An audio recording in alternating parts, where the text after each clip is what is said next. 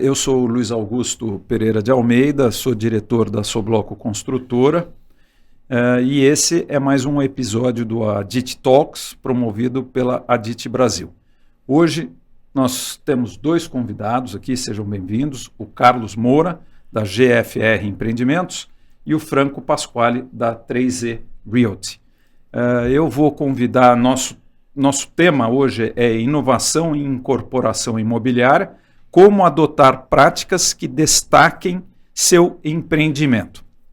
Mas antes da gente começar a falar sobre isso, eu gostaria que cada um de vocês fizesse uma breve apresentação da empresa, da sua pessoa, para os nossos ouvintes. Perfeitamente. Fica à vontade, Franco. Vamos lá. Bom dia a todos, meu nome é Franco Pasquale, sou CEO da 3E Realty. A 3E ela é uma empresa que tem hoje duas verticais. A gente tem um braço de urbanismo e incorporação, né, onde a gente trabalha especificamente região metropolitana de Campinas, interior de São Paulo, e um braço patrimonial, onde a gente faz também empreendimentos para locação, para renda, fundamentalmente prédios de escritório, Grande São Paulo e Campinas. Nós estamos atuando no mercado, né, desde 2008, que a companhia existe, então já temos longa data, já passamos pelos altos e baixos aí do mercado imobiliário, né? E é isso aí. Eu sou o Carlos Moura, mais conhecido como CAE, da GFR Empreendimentos. Atuo no mercado imobiliário há 18 anos, trabalhei inicialmente em algumas incorporadoras e estou há 6 anos à frente da GFR Empreendimentos como sócio-diretor da empresa. A empresa se especializou em empreendimentos horizontais, sejam loteamentos, condomínios de lotes, condomínios de casas. Essa é a nossa especialidade. Temos aí em aprovação projetos em uns 14 projetos, em umas 10 cidades diferentes.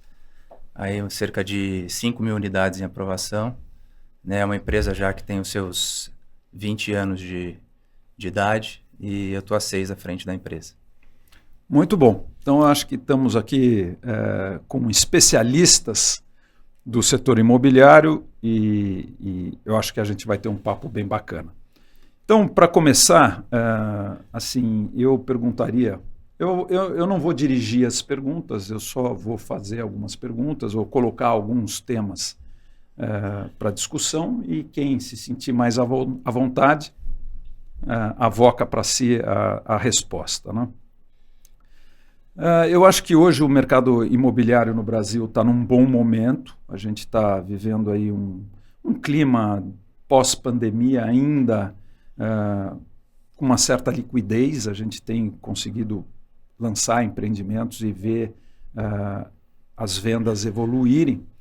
Mas a gente também, do outro lado, tem visto que os terrenos cada vez estão mais caros, mais escassos e o custo da construção também cada vez mais caro, e como o ciclo de um produto leva algum tempo, desde a compra do terreno até o lançamento, muita coisa pode acontecer, né? A inflação alta, plano econômico, enfim, o Brasil é imprevisível, né?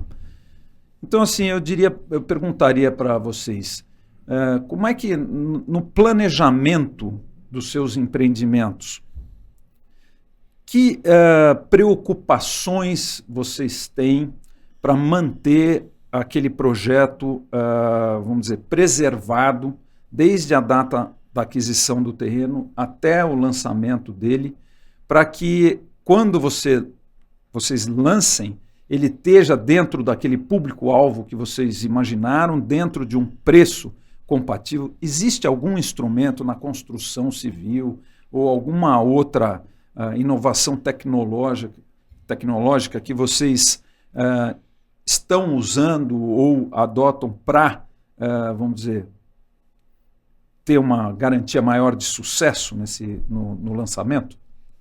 Essa pergunta é tão fácil que eu vou deixar o Caio responder. Essa é fácil, né? É bem pouco complexa, né, Caio?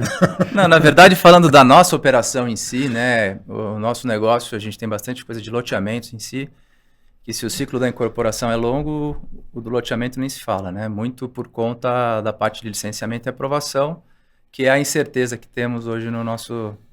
Não hoje, né? Hoje sempre, no nosso segmento, né? O que a gente busca fazer é... A gente não tem uma pressão interna para a gente ter um volume de negócio crescente. A gente não tem a pretensão de ter uma escala nacional, de ser a maior do país ou coisa do tipo. Então, o nosso mantra interno é: a gente só vai colocar terreno para dentro que a gente tenha muita convicção, né, da localização, do perfil, daquilo que...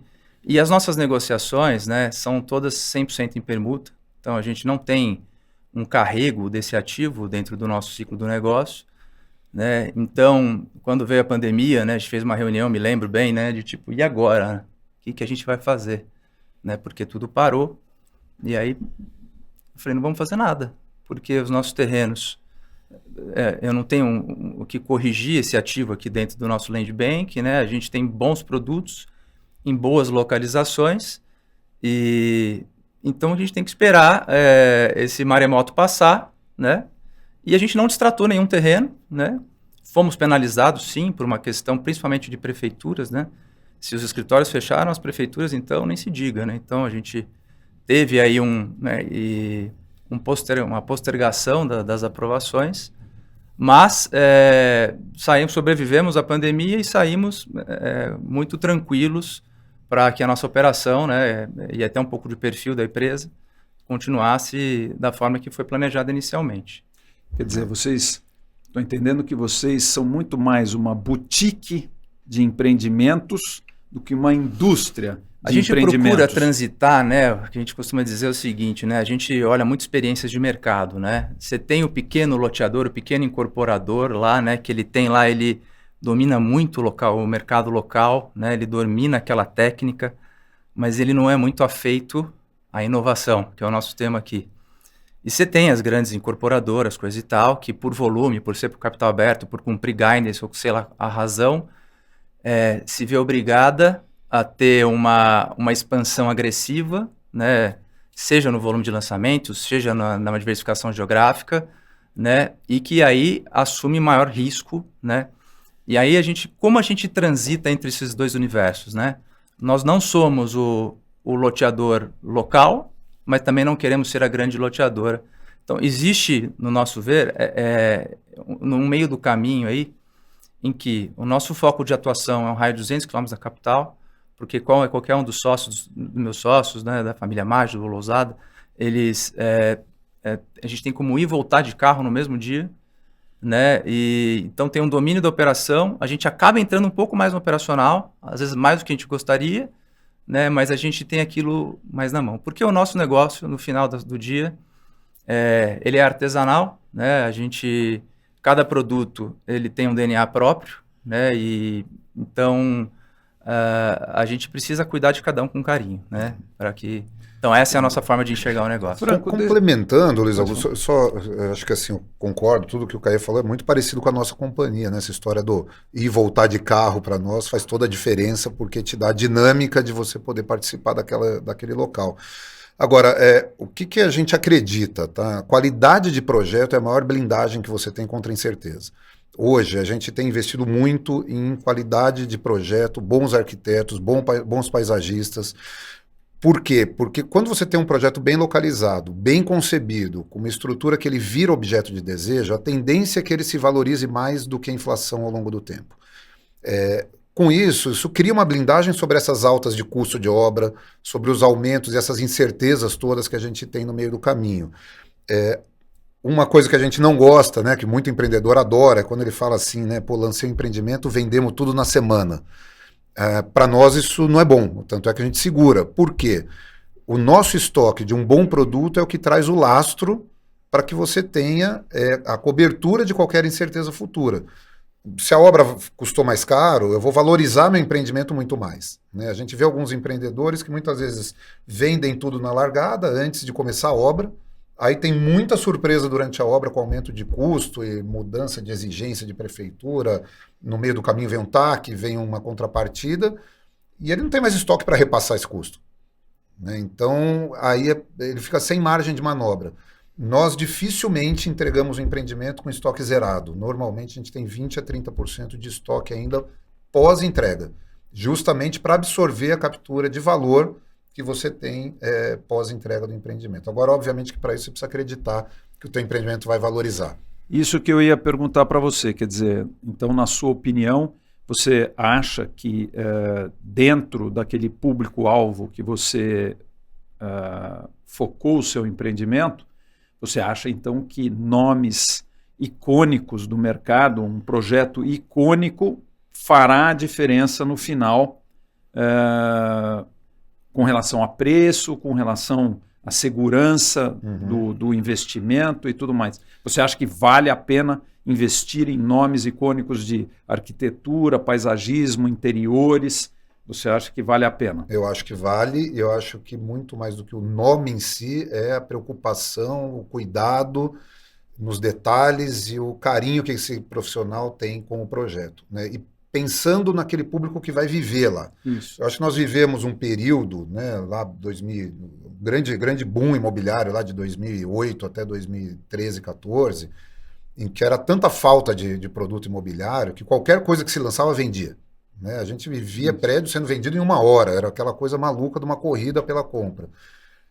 Eu acho que isso passou, o período de pandemia trouxe mais qualidade à moradia, as pessoas olhando com mais cuidado para o lugar que ela vai viver. E então, eu não tenho dúvida que hoje o projeto é muito mais importante do que a campanha de marketing que você faz. Que no passado a gente estava mais preocupado em divulgar do que na qualidade da entrega que você faria. Hoje eu vejo que existe uma preocupação muito grande dos consumidores do lugar que ele vai viver. Viver, eu digo de modo amplo, né? Não é só morar, é onde ele vai consumir, onde é que vai ser o comércio, onde é que vão ser os escritórios, né, que a pessoa vai trabalhar. Então, os grandes nomes de paisagismo, arquitetura, urbanismo, trazem muito valor hoje, né? Mas há que se ter cuidado também, porque não é só o nome, né? É a qualidade do projeto. Então, a gente tem muito cuidado e muito apreço em analisar detalhadamente antes do lançamento. Tá? Isso para nós é muito importante para gerar valor ao longo do tempo. E vocês sentem que o cliente valoriza isso? Cada vez mais. Cada vez mais. E cada vez ele tem mais informação. Ele tem de onde buscar informação. Sim. Né? Então isso acaba trazendo essa qualificação. Deixa eu fazer uma pergunta para você, Carlos. Pois não. Uma das grandes preocupações assim do empreendedor de loteamento é o tempo que leva para se aprovar um empreendimento, a burocracia brasileira e tudo mais. Às vezes você leva 2, 3 anos para aprovar um empreendimento. E você fica sem produto na prateleira para vender, mas você fica com o escritório funcionando e os custos fixos, vamos dizer, te comendo pela beirada, né? Como é que você lida com isso aí? Você tenta fazer um cronograma de lançamentos que você sempre tenha uma bala na agulha para disparar? Ou você já foi pego no contrapé de ficar um tempão para aprovar um loteamento e ter entregue outro e fica num gap aí, num mata-burro, com os custos comendo? Eu acho que essa é uma preocupação geral dos loteadores ou empreendedores de condomínios horizontais, né? Luiz, eu sou pego toda hora no contrapé. A gente faz o planejamento e aquilo que é interno a gente controla, o que é referente a órgãos públicos, realmente a gente não controla, né? Como a gente se blinda com relação a isso, a gente criou uma estrutura de um custo fixo baixo, então a gente tem uma estrutura enxuta, né? E a gente criou um ecossistema em volta da GFR, né, de profissionais experientes e qualificados que eles orbitam e são conectados à nossa estrutura na medida da necessidade e do momento de cada projeto, né? Então a gente tem desde projetistas, né, que fazem nossos estudos de master plan inicial, coisa e tal, desde empresas de vendas de altíssima confiança, desde construtores e por aí vai. Então a gente tem esse ecossistema, né, consultores de engenharia, e a gente sempre nos valemos deles, porque aí a gente desconecta a hora que não tem a necessidade, conecta a hora que precisa, e com isso a gente mantém um custo baixo. A outra forma que a gente encontrou de encurtar o ciclo, né, e aí entra para uma diversificação de produto, que eu considero uma inovação, né, desde que teve o advento da lei de condomínio de lotes, de dezembro de 2017, a gente estava muito atento a isso. Tanto é que a gente já tem um entregue em São Roque, em uma área própria, a gente tem um lançado dentro do Swiss Park em Campinas, né, do empreendimento que também somos sócios, e a gente tem um em aprovação em Vargem Grande Paulista. Né? Então, a gente apostou que seria um ciclo mais curto para a gente fazer aquilo que a gente gosta, que é o lote, mas nos valendo da lei de incorporação imobiliária, a lei 4591, e não mais a lei de loteamento 6766. Né? Então, em áreas mais centrais, isso tem se mostrado realmente... Isso encurtou o tempo de aprovação? Encurtou. Tem loteamento que desde que eu entrei, a gente está aprovando, e eu já tenho condomínio de lotes entregue. Né? Outra coisa que a gente buscou, e aí fugindo um pouco do nosso planejamento inicial, que eu falei que eram 200 quilômetros da capital, né, nosso foco de atuação, a gente entrou na cidade de Uberaba. Pareceu uma oportunidade única lá, exclusiva, um produto, e a gente optou por sair do estado, porque lá a aprovação acontece tudo no âmbito da prefeitura, não vai para o âmbito estadual, né, e arrisco dizer que a gente tira aprovado esse ano aí e vai passar na frente de uma série de produtos.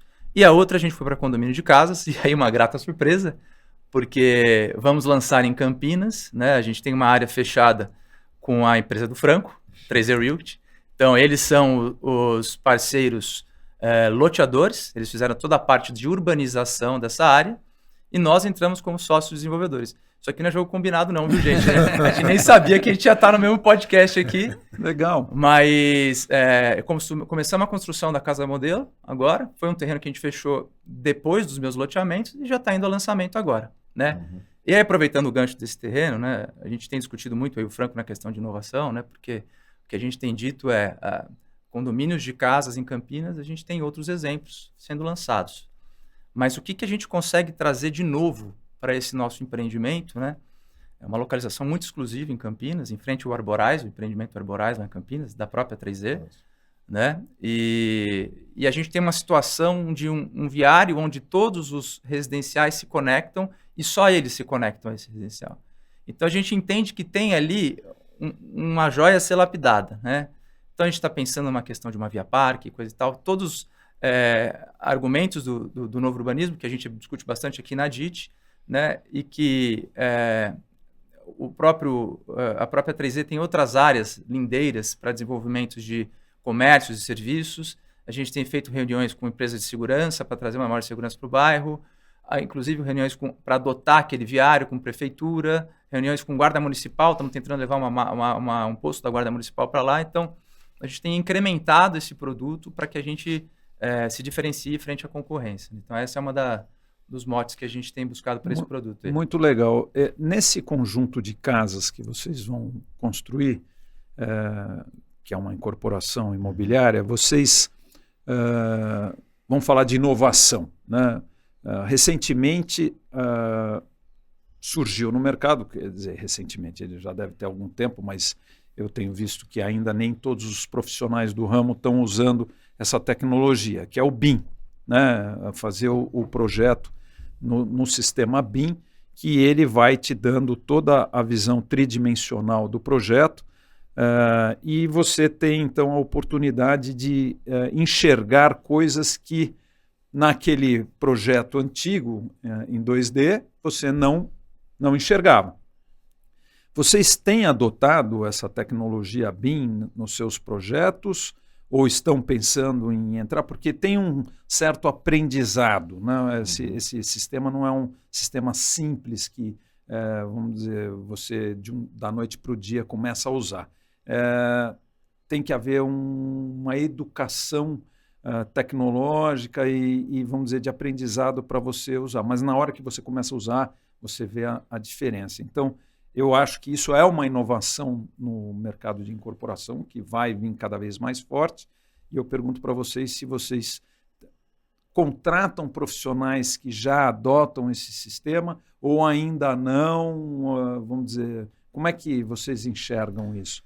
A gente tem visto que assim, é uma tendência que cada vez mais se usa esse tipo de inovação. Eu acho que o BIM, de fato, né, é muito positivo o uso, porque você consegue, como você disse, enxergar coisas antes da obra, né? A gente vem lá de 20 anos atrás, onde a gente ia descobrindo os problemas durante a obra, e aí as decisões tomadas em canteiro de obra normalmente não são as melhores, né? Então, a gente entende que isso ajuda muito a gente a ter um planejamento, ter um orçamento mais assertivo, você saber as interferências que você tem numa determinada construção no momento correto, no momento que você está planejando. Eu costumo dizer lá na 3E que a hora que a gente começa a obra não se discute mais projeto, né? A gente tem que partir para um projeto e execução sem ter que pensar em soluções durante a obra. E para isso o BIM é fundamental. Qual que é a grande dificuldade que eu vejo hoje? Você encontrar as diferentes disciplinas todas operando na mesma plataforma. Concordo. Esse é o grande problema. O problema é que você nasce com um projeto de arquitetura no BIM perfeito, lindo, maravilhoso, vai para a estrutura, tá tudo lindo, aí chega, sei lá, no cara de instalações, ele não opera em BIM. E aí a coisa começa a escapar um pouco da mão. Então eu acho, como você disse, tem processo de maturidade que a gente tem que ter dos nossos profissionais, dos prestadores de serviço que a gente tem. Você vê, em alguns prédios nossos, a gente chega a ter 32 disciplinas de projeto. Então, são 32 profissionais diferentes pondo a mão no mesmo projeto. Fica quase inadministrável. É isso. Quase né? que inadministrável. Por outro lado, se você não tem o BIM também, as coisas começam a se conversar, e aí você tem aquelas surpresas durante a obra. Mas acho que é um caminho sem volta. Nós, lá na 3E, temos investido muito em profissionais que tenham essa tecnologia já embarcada e promovido que outros profissionais também entrem nisso. Muitos profissionais que a gente gosta, pessoas que trabalham direito, nos ajudam em obra e que não operam em BIM ou em qualquer plataforma, né, de compartilhamento de projeto, e a gente promove muitas vezes a integração dessas pessoas para que elas conheçam. Eu acho que a mensagem que a gente pode deixar aqui é que esse é o futuro, mas ele ainda está se iniciando, né? Eu concordo com você, a gente tem alguns projetos em BIM e na hora que você vai contratar o paisagista, ele não trabalha em BIM. Aí ele fala assim, não, mas eu faço projeto em BIM. Então, meu projeto que custava 200, agora custa 280, porque eu tenho que contratar, terceirizar o BIM para um outro profissional, né? Mas ele está vendo, principalmente, eu acho que essa mensagem vem das big ones, tá certo? Que, vamos dizer, essas empresas que estão com seus IPOs aí, estão no mercado de capitais e tem que fazer dezenas de prédios e lançar e tudo mais, eles todos já estão adaptados a essa tecnologia e isso vai sendo transmitido, né, para baixo até daqui a algum tempo eu acho que todos vão estar aí, mas eu concordo com você. Existe um aculturamento, né? Ainda existe um aculturamento, né? Mas, estendendo essa conversa um pouquinho, a gente tem visto também que tem aparecido aí todo um mercado tecnológico dentro do setor imobiliário, né? Com essas construtechs, proptechs, fintechs, né? Que, vamos dizer, ajudam a você financiar obras.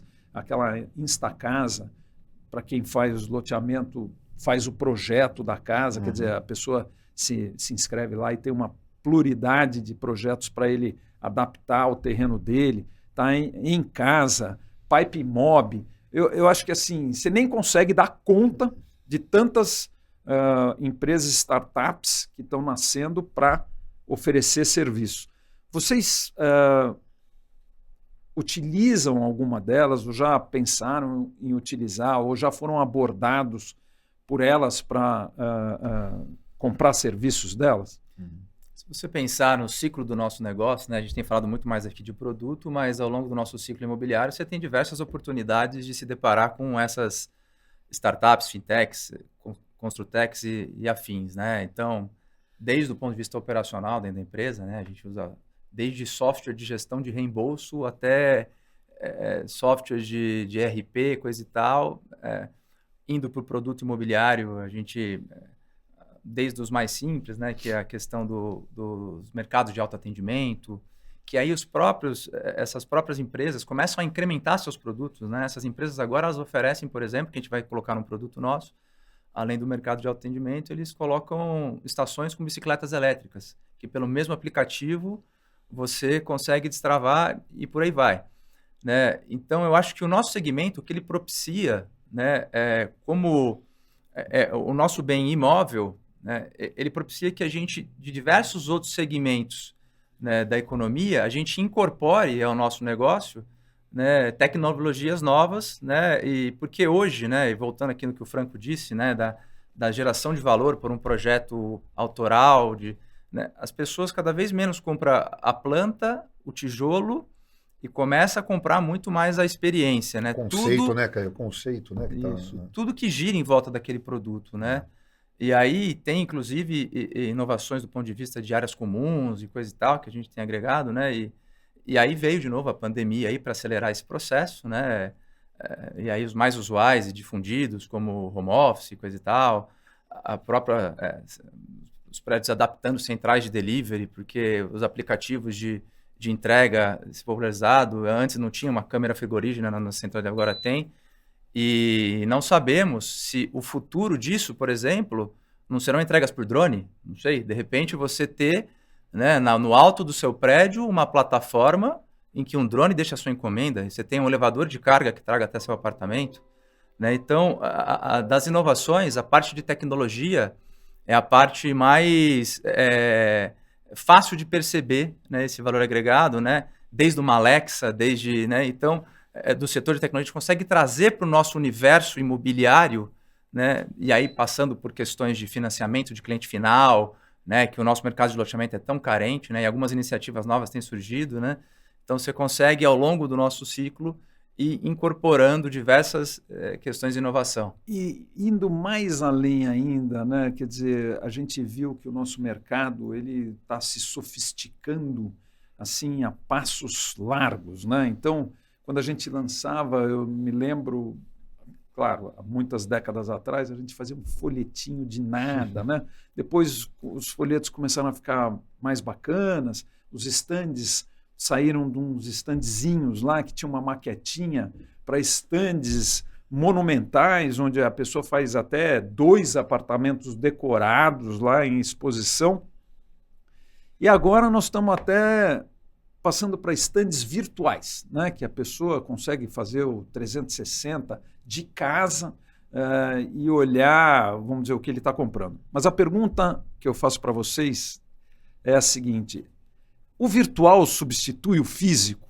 Quer dizer, na hora de comprar um imóvel, a pessoa só por uma imagem virtual, ele acessa a internet, vê tudo lá no site de vocês, ou no hot site que vocês estão fazendo, ou no Instagram, que ele é pescado lá por uma imagem bacana e tal.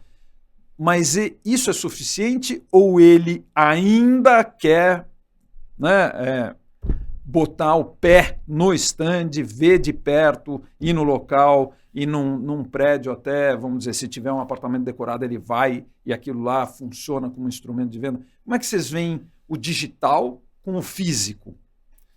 É um tema complicado, né? Porque a gente fala tanto de inteligência artificial, tudo virtual e tal, mas a hora do cliente decidir, ele quer saber como é que ele vai viver. Então, eu acho que a gente está passando por uma fase muito, pegando tua fala, Caio, você falou muito do conceito, né? O cliente não compra mais tijolo, ele compra hoje um conceito, e é fato, ele compra uma experiência toda. Então, a gente tem visto muitos plantões de venda trazendo experiências, trazendo questões de sensoriais, né? Em que o cliente vive determinadas experiências. Mas, Luiz Augusto, eu acho que chega um ponto em que ele quer ver aonde ele vai viver. E isso passa pelo físico, porque a gente vende uma coisa que é física. A gente vende a casa do cara, a gente vende, né, a pessoa que está lá para comprar um apartamento, para comprar um lote, ela quer pisar no lote. Então, a gente tem feito toda essa tecnologia, mas complementar, né? Chega ao ponto, a gente, no Vila Santene, lá em Campinas, que a gente está fazendo, nós vamos começar agora a construção de 2 casas modelo. Você já viu loteamento fazendo casa modelo, né? Então, por quê? Porque o cliente, ele olha um lote, é raro. É muito raro. Porque a gente vê os nossos clientes indo lá e ele vê um terreno, ele quer se enxergar. Fizer uma parceria com Instacasa, tem o óculos, tem tudo isso, mas no fim do dia o cara, ele tem a vontade de pisar lá na terra e saber como é que ele vai viver, porque o viver é físico, não é virtual. Sim. Né? Com todas as tecnologias que você tenha, ele ainda é físico. Então, acho que a gente vai viver uma mistura entre o virtual para causar sensações, para causar emoção, para trazer o sentimento, mas na hora da decisão, o físico é muito importante. A gente sempre manteve no Santene uma caminhonete lá, desde o início do empreendimento, está lá há 4 anos, para levar o cliente na obra, lá onde ele vai ver a vista do terreno dele. E você acha que, porque assim, no interior, às vezes, a minha experiência, em algumas cidades, as próprias imobiliárias chegam e falam assim, não, stand não funciona. Né? Quer dizer, cidades não tão grandes, mas cidades assim de 200 mil habitantes, 250 mil habitantes, você fala, não, stand não funciona, as imobiliárias aqui, elas acessam o cliente, elas oferecem e fazem a venda. Vocês acham que o stand ainda é uma peça fundamental? Às vezes você não usa o stand físico no local, mas você tem um shopping na cidade, então você aluga uma loja no shopping, faz um stand dentro de uma loja, enfim, para captar pessoas. Vocês entendem ainda que o físico é importante? Eu concordo com o Franco nisso. Assim, a gente fez recentemente um lançamento em Campinas, um produto pequeno. As imobiliárias não precisam do stand, não tem necessidade. A gente trabalha a carteira, vai vender. Vendeu bem, né? Mas no final a nossa ficou com a sensação de faltou o stand, o físico, porque você captura o cliente, tá, mas você leva aonde? Pô, senta numa padaria com o cara, você leva no escritório da imobiliária, quem são esses caras? Né? Eles estão no virtual, eu vi lá, vi o site, mas cadê? Né? Onde está o institucional deles?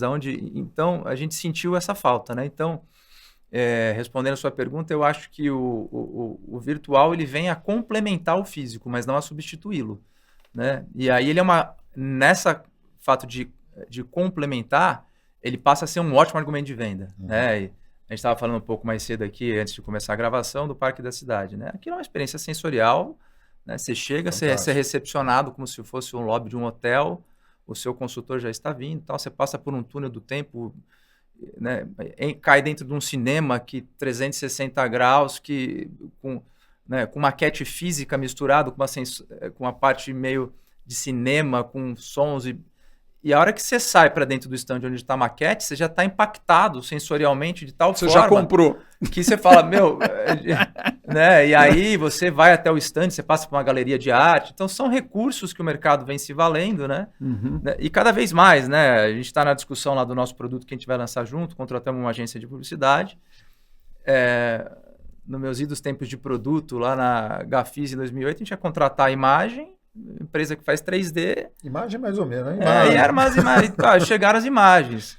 Hoje o briefing das imagens é junto com a agência. Né? O mood da campanha, ele tem que ir para dentro das imagens, tudo se conecta, que tem a ver com o stand. Você traz elementos do seu produto para dentro do seu stand. Então, o virtual e o físico, né, eles estão em completa sinergia e unidade, né, para que você consiga impactar o seu cliente. Deixa eu roubar uma fala do Caio aqui. Caio, você falou uma coisa que, assim, né, você não fazer stand, acho que traz também para a gente uma questão de posicionamento das empresas. Né? Quando você não faz stand, o teu produto passa a ser da imobiliária, não é mais seu. Ele passa a ser 100% da imobiliária. Você perde a conexão com o seu consumidor, com o seu cliente, e ele passa a não enxergar mais a marca do empreendedor, né? Ele passa a ser um produto a mais na prateleira da imobiliária. Eu acho que isso é muito perigoso para nós, porque quando isso vai para a prateleira da imobiliária, você está concorrendo com todos em pé de igualdade. Você não consegue mostrar o seu diferencial, tudo aquilo que a gente pensou, tudo aquilo que a gente debruçou para transformar a experiência do cliente numa vida bacana que no fim ele vai viver naquele lugar. E mais que isso, você acaba não controlando mais o seu processo de vendas, porque como está nas imobiliárias, você não tem um ponto focal onde está lá, você consegue, você tem uma roleta, você tem uma dinâmica sua própria estabelecida, né? Quer dizer, vocês entendem que o stand de vendas ainda é uma peça bem fundamental. Que a gente está alinhado, porque a gente tem produto junto, né? Senão ia dar briga. Às vezes dá, né, Franco? Mas às vezes dá, a gente se acerta. Exato. E deixa eu perguntar mais, nós estamos chegando aqui ao final do programa, o papo está bacana, eu gostaria de continuar por mais uma meia hora, 40 minutos, mas a gente está chegando ao final. Mas eu vi que vocês estão regionalizados, né? até 200 quilômetros de São Paulo, na região de Campinas, Mogi, própria capital e tudo mais. E, então, assim, antigamente, né, o empreendedor imobiliário, antigamente e até hoje, faziam as coisas muito no feeling. Né? A pessoa já tem muitos anos de experiência, está lá dentro daquela região que ela já está mais acostumada a trabalhar, já conhece mais ou menos o público comprador dela e tudo mais. Mas cada novo empreendimento é uma coisa que sempre dá um friozinho na barriga, porque você está apostando num determinado público, num determinado preço, e aí você quer se certificar de que você está fazendo a coisa certa. E aí começaram a aparecer essas empresas de pesquisa, né, de imobiliária. Nós mesmos, a Sobloco, utiliza a empresa, eu utilizo muito para determinados produtos, mas eu queria ouvir de vocês, se vocês também adotam essas pesquisas e qual o sentimento de vocês com relação a, vamos dizer, a precisão do resultado da pesquisa, né? Quer dizer, é um indicador 100% confiável para você apostar todas as suas fichas e ir em frente? Ou vocês, vamos dizer, reavaliam junto com toda a equipe se é aquilo lá mesmo? Vamos lá. Esse é um tema complexo porque todo mundo quer fazer pesquisa para ter certeza e não errar. Mas acho que o primeiro desafio é assim, qualquer pesquisa de mercado, especialmente no Brasil, em que você tem muita mudança de contexto econômico e enfim, uma eleição muda completamente o rumo do país, né?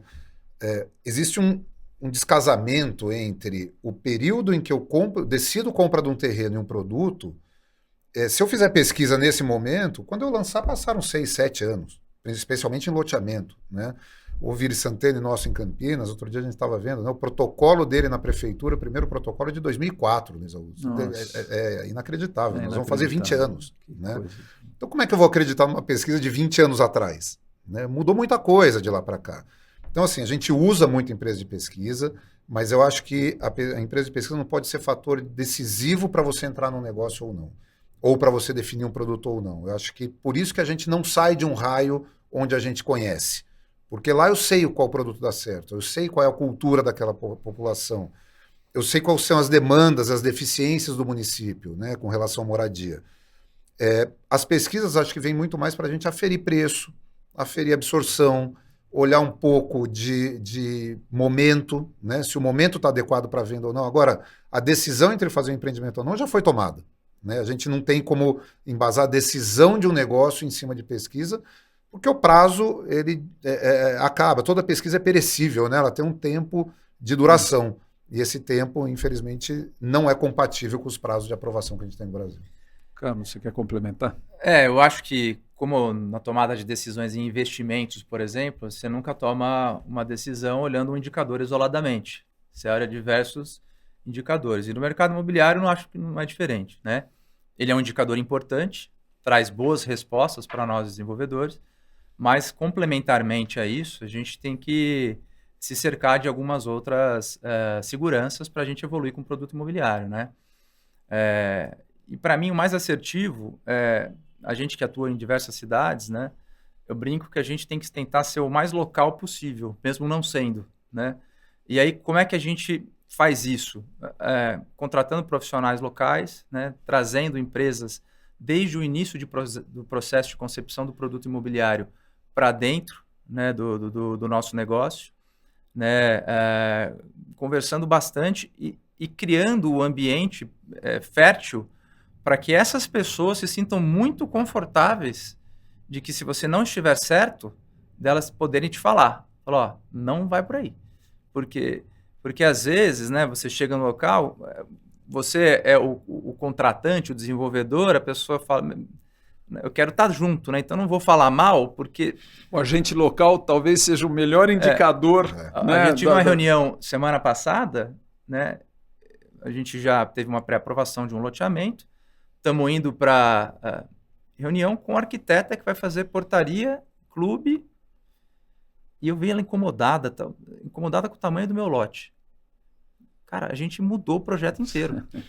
A gente falou, para tudo, esquece a arquitetura por enquanto, vamos aumentar o tamanho do lote, porque estava atrelando a uma questão mais econômica, que não é o perfil da região. E aí tá todo mundo lá agora correndo para mudar o tamanho do lote. E só foi possível porque a gente parou lá e entendeu que ela estava inquieta na cadeira. Ela e o marido falaram, olha só. O que está acontecendo, né? De repente, a hora que a gente falou, vamos mudar. Eu senti ela até do tipo, que bom. Olha, infelizmente, nosso tempo chegou ao fim. Então, assim, eu queria agradecer bastante o Franco e o Carlos por esse papo agradável. Eu acho que a gente tinha muito mais para falar aqui. Eu acho que a nossa audiência gostaria de ouvir muito mais, porque eu acho que o mercado imobiliário ele é formado de histórias, né? E você vai vendo histórias bem-sucedidas e algumas mal-sucedidas, e você vai aprendendo com aquilo lá. Mas, no final, é o que o Carlos acabou de falar aqui. É a mão na massa, é a barriga no balcão que vai acabar moldando o melhor produto, né? E você está sempre presente para estar antenado, né? Mas se vocês quiserem fazer uma palavra final, fiquem à vontade. A gente só agradecer a DIT, em primeiro lugar, aí, que sempre abre espaço para nós aí, né? Debater, ouvir, aprender. Isso é muito rico, acho que nada como a troca de informações, acho que a maior formação que a gente tem é a troca de ideias, de experiências, né? Como você disse, é feito de história, e ouvir a história dos outros. Eu brinco assim, né? É muito melhor aprender com o que o outro errou e não com o meu erro, né? Então, nada como a troca para enriquecer a gente. Então, a DIT está de parabéns. Muito obrigado aí pela mediação, foi muito rico mesmo o papo. E, Caê, obrigado aí pela parceria.